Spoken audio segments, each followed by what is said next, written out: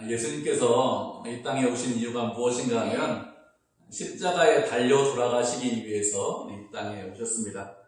하나님께서 죄인을, 우리를 용서하시는데 그냥 용서하실 수 없죠. 반드시 그 죄에 대해서 심판하셔야 됩니다.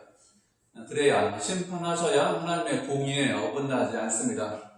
그런데 하나님의 공의와 그리고 죄인을 사랑하시는 그 사랑을 가장 잘 드러내는 것이 무엇인가 하면 예수님께서 우리를 위해서 십자가를 지시는 것입니다. 죄인을 구원할 수 있는 유일한 방법이 무엇이냐? 예수 그리스도가 십자가에서 피를 흘리는 것이죠. 예수님께서 십자가를 지시는 것, 그것이 유일한 방법입니다. 예수님께서 십자가를 지셨는데 상황이 그렇기 때문에 어쩔 수 없어서 그래서 예수님께서 십자가를 지신 것이다 이렇게 생각하는 사람들이 종종 있더라고요. 그런데 그렇지 않습니다. 예수님께서 십자가를 지신 것은 창세전에 하나님께서 미리 계획하시고 준비하신 것입니다. 하나님께서 죄 용서하실 때 지난주에도 말씀드렸는데 피 없이는 아니한다 이렇게 말씀드렸죠. 피 흘림이 없이는 죄 용서가 없다 이렇게 말씀을 하셨습니다. 그래서 예수 그리스도의 피로 우리를 구원하신 것입니다. 예수님은 골고다 언덕에서 십자가에 못 박히셨습니다. 45절에 보니까 제6시로부터 온 땅에 어둠이 임하고 제9시까지 계속되었다 이렇게 말씀을 하고 있습니다. 제6시라는 것은 난 12시를 말합니다. 그리고 9시까지 어둠이 계속되었다 이렇게 말씀하고 있는데 오후 3시까지 어둠이 계속되었다 이런 뜻입니다. 예수님은 아침 9시경에 십자가에 달리십니다. 그리고 6시간 후죠. 오후 3시경쯤에 십자가에서 돌아가시죠. 그리고 그 십자가 위에서 6시간 달려있는 동안에 7마디 말씀을 하십니다. 예수님께서 7마디 말씀하시는데 그것을 보통 가상칠언이다 이렇게 이야기를 해요. 십자가 위에서 7마디 말씀을 하셨다 이런 뜻이겠죠. 맨 처음 하신 말씀이 무엇이냐? 아버지여 저들의 죄를 사하여 주십시오. 이 말씀을 가장 먼저 하십니다. 그리고 두 번째 하신 말씀이 무엇인가 하면 내가 오늘 나와 함께 나가원에 있으리다 이렇게 말씀하시죠. 이 말씀은 예수님이 우편 강도에게, 예수님하고 같이 십자가에 달린 좌우편 강도가 있는데 우편 강도에게 말씀하십니다. 세 번째 말씀은 마리아와, 십자가 아래에 있던 마리아와 요한에게 말씀을 하십니다. 마리아에게는 보소서 아들이니이다 이렇게, 여자의 보소서 아들이니이다 이렇게 말씀하시고, 그리고 요한에게는 보라 내 어머니다 이렇게 말씀을 하십니다. 이 세 마디 말씀은 온 땅에 어둠이 임하기 전에, 그러니까 낮 12시 전에 아침 9시부터 12시 사이 3시간 사이에 이 말씀을 하십니다. 그리고 네 번째 말씀이 엘리 엘리 라마 사박다니 이렇게 말씀하시고, 그 다음 말씀이 내가 목마르다 이렇게 말씀하십니다. 그리고 여섯 번째 말씀이 다 이루었다 이렇게 말씀하시고, 마지막 말씀이 아버지여 내 영혼을 아버지의 손에 부탁하나이다 이렇게 말씀하십니다. 이것이 십자가상에서 예수님께서 7마디 말씀하셨는데 이렇게 말씀하시고 이제 돌아가시죠. 예수님께서 십자가에 달리시고 한 3시간쯤 지났습니다. 그래서 온 땅에 어둠이 임했다고 했죠. 온 땅에 어둠이 임했다 이렇게 말씀하고 있기 때문에 혹시 일식이 일어난 것은 아니냐 이렇게 생각을 할 수 있는데, 예수님께서는 6월절에 돌아가십니다. 6월절은 음력으로 보름이에요. 음력으로 보름이기 때문에 일식이 일어날 수 없습니다. 일식은 언제 일어나냐?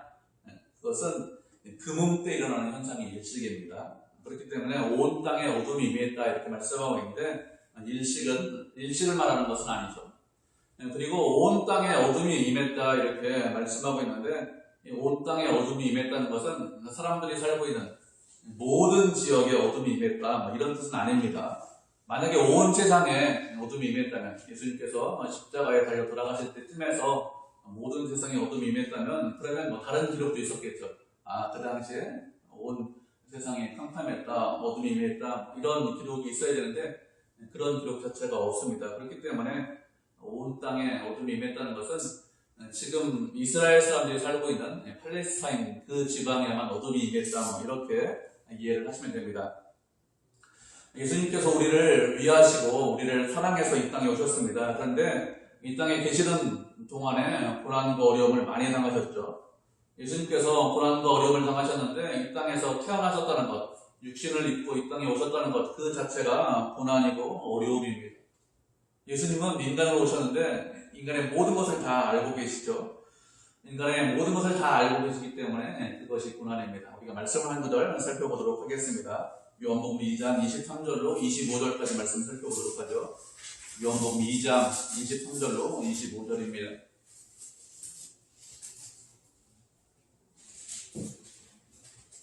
찾으셨죠? 요한복음 2장 23절에 우리 한 목소리로 같이 읽겠습니다. 시작.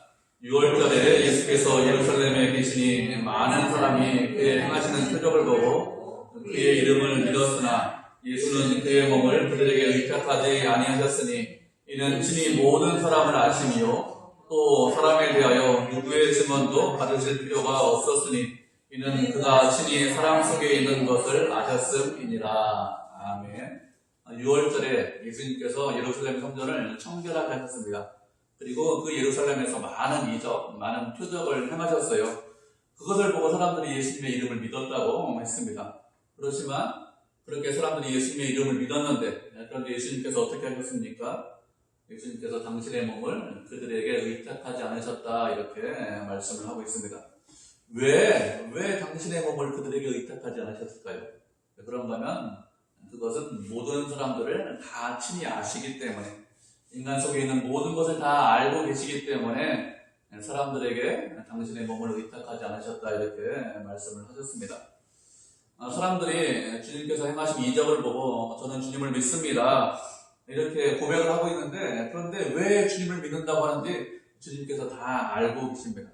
정말로 믿음이 있어서 주님을 믿습니다 이렇게 고백하는 사람들도 있겠죠. 그런데 그것보다는 예수님께서 이적을 일으키셨는데 이적을 더 많이 보고 싶습니다. 그래서 제가 주님을 믿습니다. 이렇게 고백하는 사람도 있고 또 이적을 보고 잘하면 내 병도 좀 내가 어려운 것도 좀 고칠 수 있겠다 이런 마음이 있어서 이적을 믿습니다. 이렇게 하는 사람도 있고 아니면 예수님과 함께 지내면 세상에서 좀 잘 살 수 있지 않을까 세상에서 좀 출세하고 성공할 수 있지 않을까 이런 마음이 있어서 그래서 예수님을 가까이 하고 예수님을 믿습니다 이렇게 고백을 하고 있는지 아니면 그렇지 않은지 이런 모든 것을 다 알기 때문에 인간의 마음을 아시고 인간의 의도와 생각을 아시기 때문에 그래서 예수님께서 사람들에게 몸을 의탁하지 않으셨다 이렇게 말씀하셨습니다.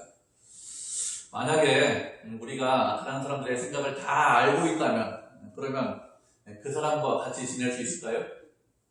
그 사람하고 같이 식사도 하고 커피도 마시고 이야기도 하고 같이 회의도 하고 직장 생활을 하는데 그런데 그 사람의 생각, 그 사람의 모든 의도 이런 것들을 다 알고 있습니다.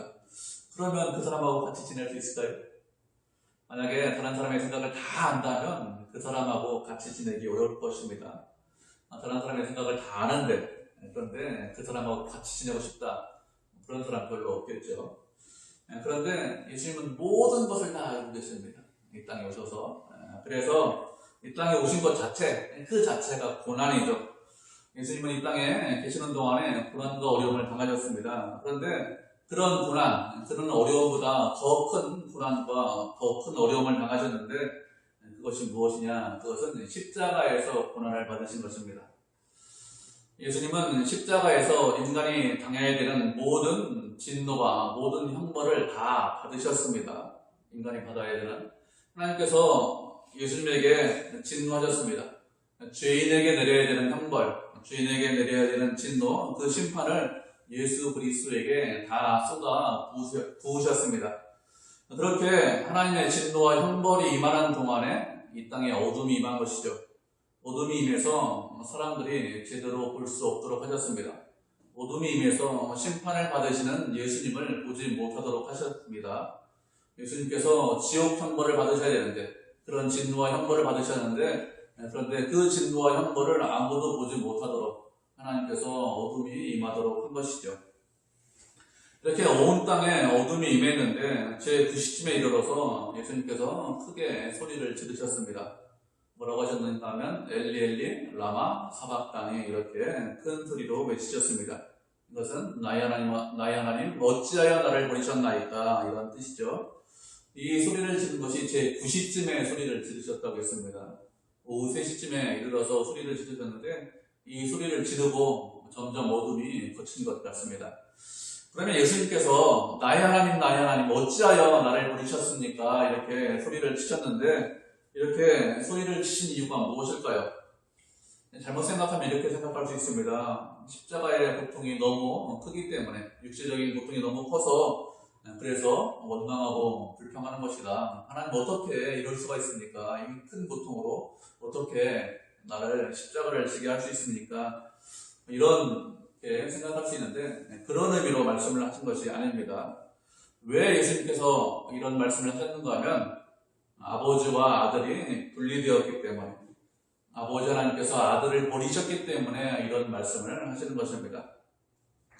아버지와 아들과의 관계는 영원한 사랑의 관계입니다.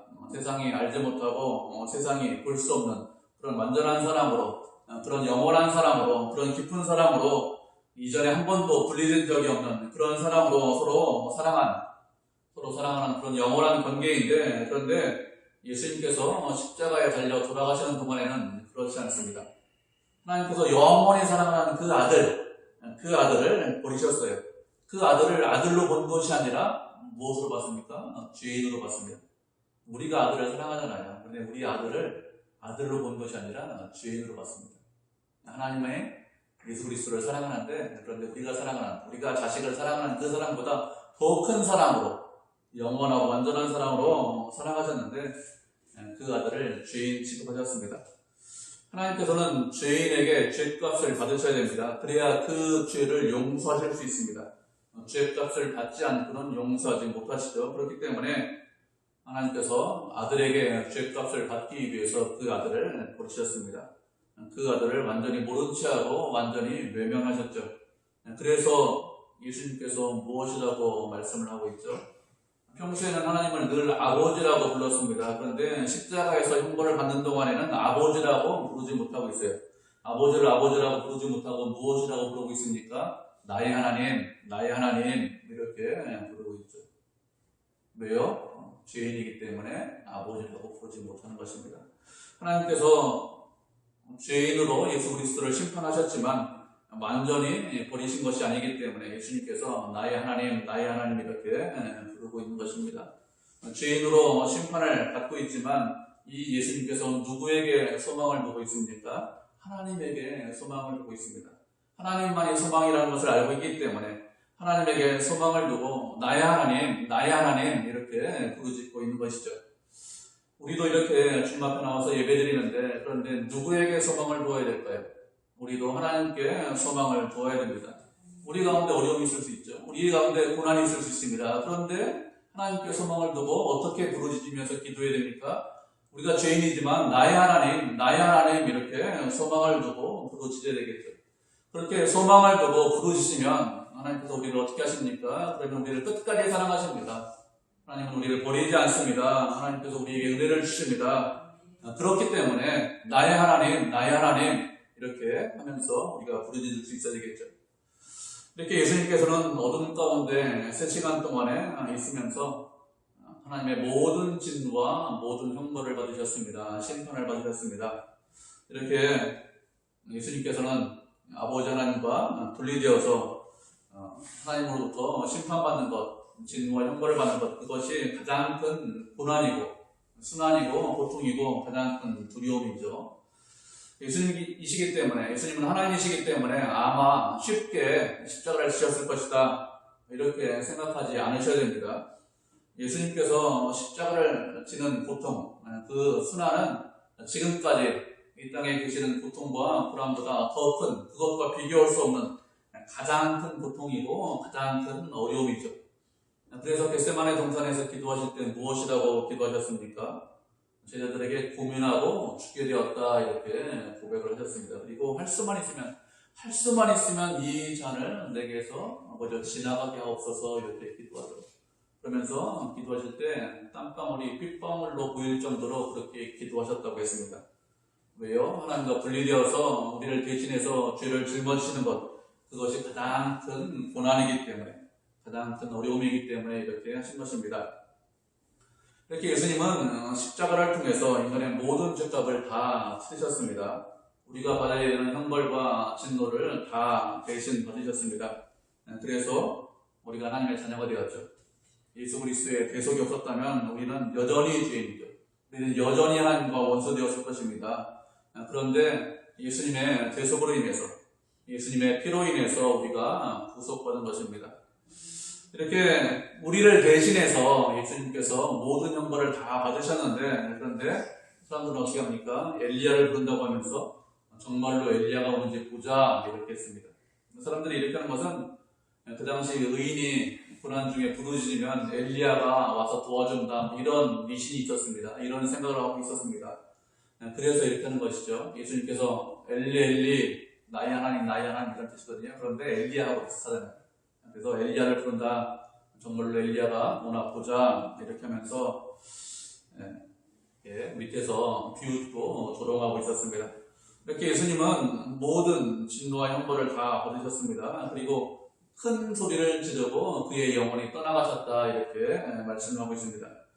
진노와 형벌을 다 받으신 예수님은 이제 정상으로 돌아오셨습니다. 그래서 요한복음의 말씀에 보면 무엇을 말씀하시냐 하면 내가 목마르다 이렇게 말씀하십니다. 이제 십자가상에서 모든 물과 피를 다 쏟으셨기 때문에 목마르다 이렇게 말씀하십니다. 그리고 큰 소리를 지르셨다고 했는데 큰 소리를 지르셨다는 것은 6번째 말씀과 7번째 말씀을 하신 거예요. 다 이루었다 이렇게 말씀하시고 그리고 곧바로 또 말씀하시기를 내 아버지와 내 영혼을 아버지 손에 부탁하나이다 이렇게 말씀하십니다. 나의 하나님 이렇게 했는데 그 다음에 어떻게 합니까? 내 아버지여 이렇게 합니다. 이제는 아버지라고 부르고 있죠. 이렇게 아버지에게 영혼을 부탁하고 큰 소리로 말씀하시고 그의 영혼이 완전히 떠나셨습니다. 이렇게 영혼이 떠나가자 그러자 어떤 일이 있었습니까? 51절에 보니까 성소의 휘장이 위에서부터 아래로 찢어졌다 이렇게 말씀을 하고 있습니다.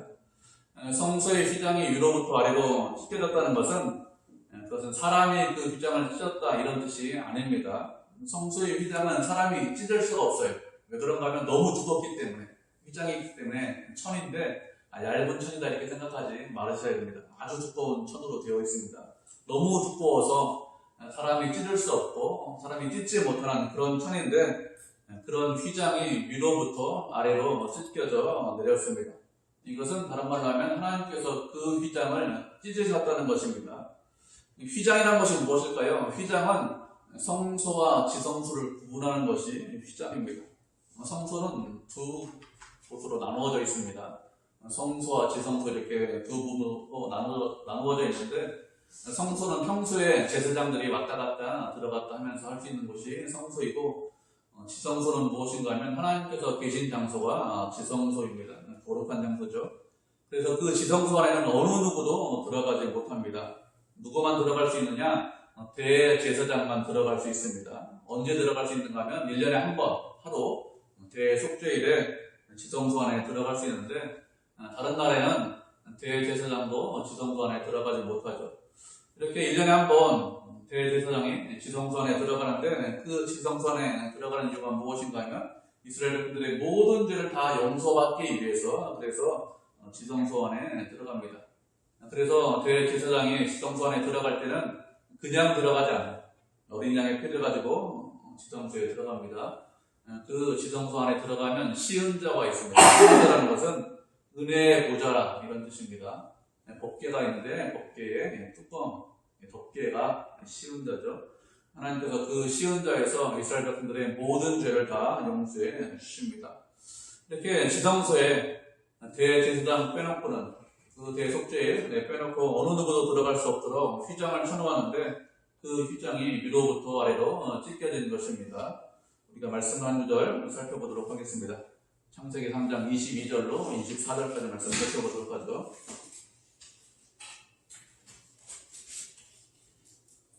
창세기 3장 22절로 24절입니다. 세 절이니까 우리 한 목소리로 같이 읽겠습니다. 창세기 3장 22절로 24절 같이 읽겠습니다. 시작. 여호와 하나님이 이르시되 보라 이 사람이 선악을 아는 일에 우리 중 하나같이 되었으니 그가 그의 손을 들어 생명나무 열매도 따먹고 영생할까 하노라 하시고 여호와 하나님의 에덴 동산에서 그를 내보내어 그의 근원이 된 땅을 갈게 하시니라. 이같이 하나님이 그 사람을 쫓아내시고 에덴 동산 동쪽에 흙들과 두루두른 돌칼을 두어 생명나무의 길을 지키게 하시니라. 아멘. 에덴 동산에서 아담과 하와가 하나님과 늘 함께 있었습니다. 그런데 아담이 죄를 범했죠. 하나님께서 먹지 말라고 말씀하신 선악을 알게 하는 나무의 열매를 먹게 되었습니다. 그러자 하나님께서 어떻게 하셨습니까? 더 이상 에덴 동산에 아담을 두지 않으셨습니다. 에덴 동산에 아담을 두지 않고 에덴 동산에서 아담을 추방하셨습니다. 에덴 동산에서 아담을 추방하신 이유가 무엇일까요?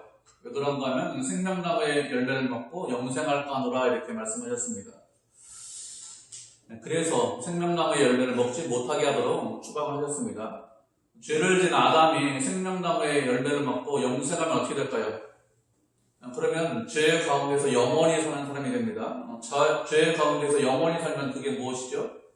그게 지옥입니다. 다른 게 지옥이 아니라 죄인이 영원히 살고 죄 가운데 살면 그것이 지옥이죠. 그래서 에덴에서 추방하시고 그의 근원이 흙이기 때문에 흙에서 왔기 때문에 그의 근원인 땅을 발견하셨습니다.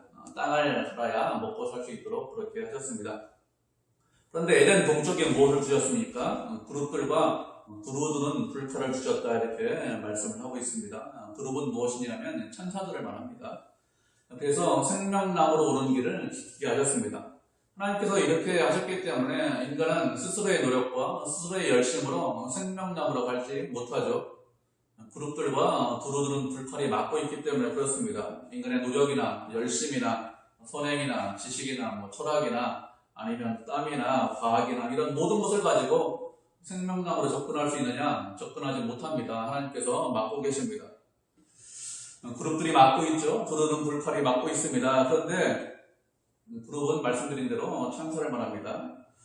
천사로 막고 있어서 어느 누구도 하나님 앞으로 나가지 못하는데 그런데 하나님께서 성전의 휘장을 위로부터 아래로 찢으셨습니다.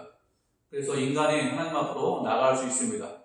그렇게 성전의 휘장을 찢으셨는데 그 성전의 휘장에 무엇이 그려져 있죠? 성전의 휘장에 천사들이 그려져 있습니다. 그룹들이 그려져 있죠. 휘장으로 사람들이 하나님 앞에 나가는 것을 막고 있었는데 하나님께서 어떻게 하셨습니까? 그것을 찢음으로 그 길을 열어주셨습니다. 사람이 길을 연 것이 아니라 누가 길을 열었습니까? 하나님께서 그 길을 열어주셨습니다. 하나님께서 그 길을 열어주셨다는 의미로 성전의 휘장을 찢으신 것이죠. 그러면 왜 하나님께서 그 길을 열어주셨습니까? 왜 그런가 하면 예수님께서 길을 여셨기 때문에 그렇죠. 우리가 길을 연 것이 아니라 예수님께서 우리를 위해서 십자가에 달려 돌아가셨기 때문에 그래서 그 길이 열려진 것입니다. 우리가 말씀 한 절 살펴보도록 하겠습니다. 고린도전서 1장 30절입니다. 고린도전서 1장 30절 한 절이니까 한 목소리로 읽겠습니다. 고린도전서 1장 30절 찾으셨죠? 같이 읽겠습니다. 고린도전서입니다. 1장 30절 한 목소리 읽겠습니다. 시작. 너희는 하나님으로부터 나서 그리스도 예수 안에 있고 예수는 하나님으로부터 나와서 우리에게 지혜와 의로움과 거룩함과 구원함이 되셨으니. 아멘. 우리는 누구에게로부터 나왔다고 했습니까? 하나님께로부터 나왔다고 했어요. 그래서 누구 안에 있다고 했습니까? 그리스도 예수 안에 있다고 했습니다. 우리가 한 일은 아무것도 없어요. 그냥 그리스도 예수 안에 있는 겁니다. 그런데 예수님은 누구로부터 나왔습니까? 우리와 동일하게 하나님께로부터 나왔습니다. 그런데 그렇게 나와서 우리에게 무엇을 주셨습니까? 지혜와 의로움과 거룩함과 구원함이 되셨다 이렇게 말씀하고 있죠. 예수님께서 우리에게 모든 것을 주셨습니다. 왜 모든 것을 주셨죠? 우리가 그리스도 예수 안에 있기 때문에 그렇습니다. 우리의 노력과 열심이 아니라 그리스도께서 우리에게 주신 것이죠. 그리스도께서 우리의 모든 죄를 짊어지셨기 때문에 십자가에서 피 흘려 돌아가셨기 때문에 그래서 우리에게 지혜도 주시고 의로움도 주시고 거룩함도 주시고 우리에게 구원도 주셨습니다. 예수님께서 다 하셨어요. 우리가 한 일이 없죠. 십자가를 통해서 그리스도를 통해서 하나님께서 그 길을 열어주셨습니다. 그래서 그리스도 안에 있는 우리는 하나님과 막힌 담이 없게 되었습니다. 막힌 성전의 휘장이 없게 되었습니다. 그것을 깨닫게 하기 위해서 성전의 휘장을 찢어주신 것이죠. 이렇게 성전의 휘장이 위로부터 아래로 찢어졌는데 이런 일만 있는 것이 아니라 땅이 진동하고 바위가 터졌다고 했습니다. 바위가 터졌다는 것은 바위가 찢어졌다 이런 뜻입니다. 성전 휘장이 찢어졌다 이런 것과 동일한 단어를 쓰고 있습니다. 땅이 진동하고 바위가 터졌다는 것은 보통 하나님께서 임재하실 때 이런 일이 있습니다. 그리고 무덤의 문이 열리고 자던 성도들의 몸이 많이 일어났습니다. 무덤의 문이 열렸다고 이렇게 말씀하고 있는데 이스라엘의 무덤은 우리가 생각하는 무덤과 좀 다르죠. 동굴에다가 무덤을 만들고 물을 타서 그래서 그 무덤을 돌로 막고 있습니다. 냄새가 나니까 냄새 나지 못하도록 하기 위해서 획을 칠하죠. 그런 막은 돌이 치워졌다 이런 뜻입니다. 무덤의 문이 열리고 그리고 자던 자들이 일어났다고 했습니다. 모든 자던 자들, 모든 죽은 자들이 일어났다 이런 뜻이 아니라 성도들이 일어났다고 했습니다. 성도들은 누구를 말합니까? 예수님을 믿는 사람들을 말합니다. 공생애를 시작하시고 그리고 그 사이에 예수님을 믿던 사람들이 있었는데 그들 중에서 죽은 자들이 있었겠죠. 그런 자들이 일어났다고 했습니다. 그들이 일어났는데 부활 이후에 무덤에 나와서 성에 들어가서 사람들에게 보였다 이렇게 말씀하고 있습니다. 이 사람들이 다시 일어난 것은 부활처럼 다시 일어난 것은 아닌 것 같아요. 나사로가 죽었다가 살아난 것처럼 그렇게 죽었다가 다시 살아나서 성에서 살다가 또 시간이 지나서 다시 죽은 것 같습니다. 이렇게 성전의 휘장이 찢어진 것도 그리고 지진이 일어나고 무덤의 문이 열리고 죽은 성도들이 살아난 것도 예수님께서 십자가에서 죽으셨기 때문에 이런 일이 있는 것이죠. 예수님께서 십자가에 달려 돌아가셨기 때문에 사망 권세가 무너졌기 때문에 사망 권세를 이기셨기 때문에 그것을 드러내기 위해서 우리에게 생명을 주셨다는 것을 알리기 위해서 이런 이적이 일어나고 있습니다. 이렇게 예수님께서 십자가에 달려 돌아가셨는데 그런 예수님께서 죽으시는 모습을 본 사람들이 여럿이 있습니다. 그 중에 한 사람이 누군가 하면 이방인 백부장이 그 예수님께서 죽으시는 모습을 봤습니다. 이 백부장이 누구냐? 이 백부장은 십자가 처형을 담당하던 그런 백부장일 것입니다. 실제 담당자가 있어야 되니까, 책임자가 있어야 되니까 그 책임을 맡은 사람이겠죠. 그는 자신의 임무를 끝까지 수행하기 위해서 십자가 밑에서 예수님께서 십자가에 달려 돌아가실 때까지 십자가를 떠나지 않고 지키고 있었을 것입니다. 그래서 그 밑에 있으면서 예수님의 모습을 다 보았겠죠. 그가 십자가 처형을 담당한 것은 이번만 십자가 처형을 담당한 것은 아닐 것입니다. 이전에도 십자가 처형 담당자로서 여러 번 십자가 처형을 받을 것입니다. 그런데 이전의 죄인들과 예수님과는 완전히 달랐습니다. 죽어가는 모습이 완전히 달랐죠. 보통 십자가에서 죽는 사람은 어떻게 죽습니까? 너무 고통스럽기 때문에 목 마르다, 물을 달라 이렇게 합니다. 그리고 욕을 하고 그리고 기절해서 죽는 것이 보통인데 예수님은 그렇게 하지 않으셨습니다. 일반 죄인들이 죽는, 일반 사람들이 죽는 모습과 다르게 죽으셨죠. 그리고 백부장은 십자가 밑에서 예수님께서 7마디 말씀하셨는데 그 7마디 말씀하신 것을 다 들었을 것입니다. 12시부터 3시까지 어둠이 임했다고 했는데 12시부터 3시까지 어둠이 임하는 것을 보았고 그리고 십자가에서 달려 돌아가신 이후에 땅이 흔들리는 것, 지진이 난 것을 경험을 했겠죠. 이런 모든 것을 다 경험한 백부장이 어떻게 하고 있습니까?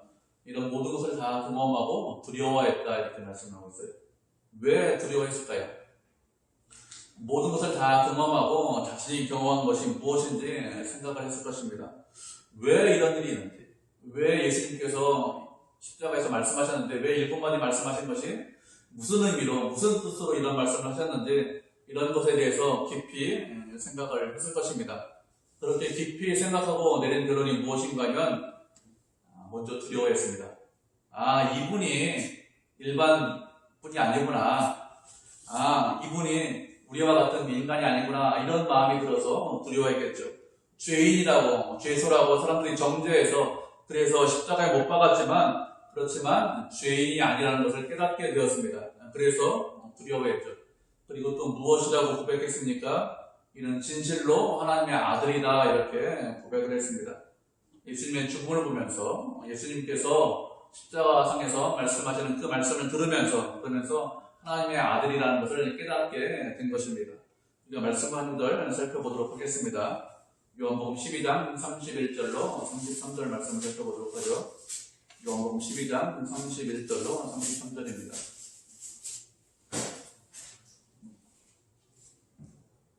제자리니까 우리가 한 목소리로 같이 읽겠습니다. 요한복음 12장 31절입니다. 같이 읽겠습니다. 시작. 이제 이 세상에 대한 심판이 이르렀으니 이 세상의 임금이 쫓겨나리라. 내가 세상에서 들리면 모든 사람을 내게로 이끌겠노라 하시니 이렇게 말씀하심은 자기가 어떠한 죽음으로 죽을 것을 보이심이로라. 아멘. 예수님께서 십자가에 달려 돌아가시기 전에 다락방에서 제자들에게 말씀하신 것입니다. 이제 이 세상에 대한 심판이 이르렀다. 심판에서 이제 세상의 임금이 쫓겨날 것이다 이렇게 말씀하셨습니다. 세상의 임금은 누구를 말하느냐? 사탄을 말합니다. 사탄이 더 이상 세상에서 왕노릇하지 못한다. 사탄이 세상에서 왕이 아니라 쫓겨날 것이다 이렇게 말씀하십니다. 그렇게 말씀하시고 예수님께서 땅에서 들리면 그러면 모든 사람을 내게로 이끌겠다 이렇게 말씀하셨습니다. 땅에서 들린다는 것은 십자가에서 죽으신다 이런 뜻이죠. 그렇게 십자가에서 죽으시면 그러면 모든 사람들을 내게로 이끌겠다 이렇게 말씀하셨습니다. 모든 사람들을 내게로 이끌겠다 이렇게 말씀하신다는 것은 모든 사람이 다 구원받는다 이런 의미는 아닙니다. 왜 그런가 하면 예수님께서 말씀하시기를 영접하는 자, 그 이름을 믿는 자만 구원받는다 이렇게 벌써 말씀하셨기 때문에 믿는 사람과 믿지 않는 사람들이 있다 이렇게 말씀하셨기 때문에 모든 사람을 다 구원하신다 이런 의미는 아니겠죠. 주님께서 예비한 사람을 주님 앞으로 이끈다 이런 뜻입니다. 백부장이 십자가에 달려 돌아가시고 예수님을 보고 그 십자가에 달려 돌아가신 예수님을 보고 이는 진실로 하나님의 아들이었다 이렇게 고백하는 이유가 무엇입니까? 그것은 예수님께서 그를 주님 앞으로 이끌었기 때문에 그렇습니다. 십자가에 달린 예수님을 보고 조롱하고 비웃고 있는 사람들도 있었지만 그 사람들이 아니라 주님께서 예비한 모든 사람들을 주님께서 주님 앞으로 이끌었기 때문에 백부장이 이렇게 예비한 자이기 때문에 그래서 이는 진실로 하나님의 아들입니다 이렇게 고백을 하는 것이죠. 그렇게 고백하는 것은 사탄의 권세가 깨졌기 때문에 그렇습니다. 이 백부장은 유대인이 아니죠. 이방인입니다. 예수님께서 십자가에 달려 돌아가심으로 이제 이방인도 주님 앞으로 올 수 있는 것이죠. 이렇게 주님께서는 십자가에 달려 돌아가심으로 모든 사람을 당신 앞으로 이끄셨습니다. 우리도 마찬가지죠. 우리도 주님의 은혜로 구원받았습니다. 예수님께서 우리를 위해서 십자가에 달려 돌아가심으로 우리가 담대하게 하나님 앞으로 나갈 수 있는 그런 길을 열어주셨습니다.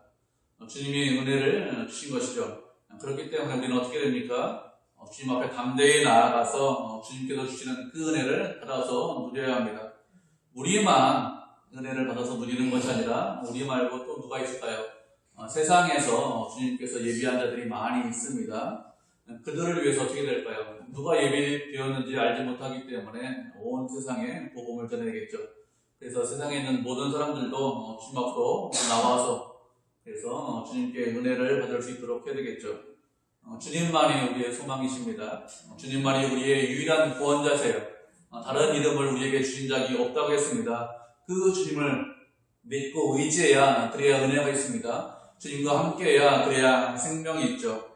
그렇기 때문에 우리는 주님을 믿고 의지해서 생명을 얻고 그리고 주님에게 소망을 두어서 주님께 영광을 드리는 믿음의 성도, 은혜의 성도가 되기를 주님의 이름으로 축복을 드립니다.